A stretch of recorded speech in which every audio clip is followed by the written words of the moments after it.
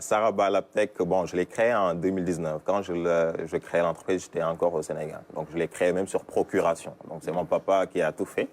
Voilà, OK, qui a fait tout le paparazzi, en fait, comment dire, à Pix, voilà, pour la constitution de l'entreprise.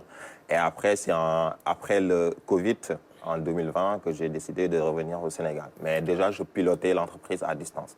Donc, on est dans des domaines d'activité qui touchent à l'électronique et aussi à l'informatique.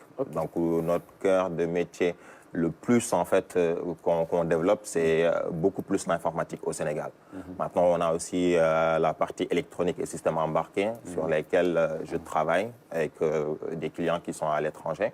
Voilà, on est une équipe de 6 personnes actuellement, non, de 5 personnes plutôt.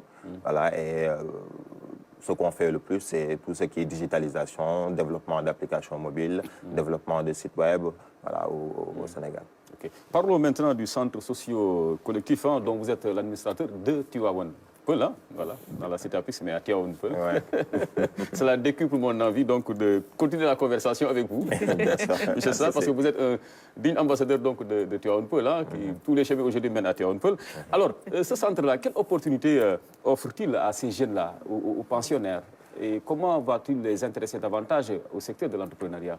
Alors, le centre socio-collectif, donc, bon, avant déjà d'être l'administrateur du centre, donc, je me suis dit que souvent, en fait, les centres sociaux, qu'on dit souvent même foyer, en fait, souvent, c'est le volet culturel qui est beaucoup plus mis en avant. Le contenu est un peu faible. Voilà, le contenu est un peu faible, je trouve. Et je pense qu'en fait, ça date, en fait, ça a pris beaucoup de temps, en fait, qu'on fait la même chose.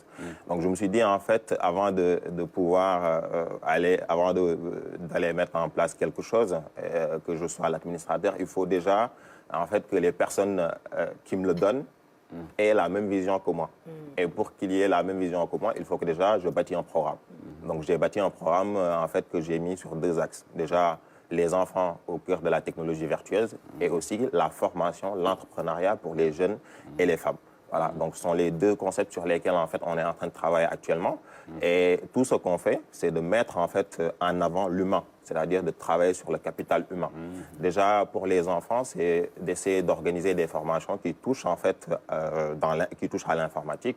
Déjà, dans un premier temps, ce qu'on essaye de faire avec eux, c'est de les sensibiliser pour qu'ils puissent comprendre les bonnes choses et les mauvaises choses en fait, qu'on peut trouver sur Internet. C'est ce que vous appelez la technologie vertueuse. La technologie vertueuse, voilà. Donc après cette sensibilisation-là, qu'est-ce qu'on fait? On organise maintenant des formations pour les permettre de pouvoir utiliser un ordinateur, jusqu'à même aller faire des programmes informatiques, créer des applications mobiles, des applications web, et jusqu'à même créer un robot. Parce que moi, quand j'étais en France, je participais en fait dans des Fab Labs, en quelque sorte, c'est des laboratoires de fabrication, et on formait là-bas des enfants qui créaient des petits robots, qui créaient des applications mobiles.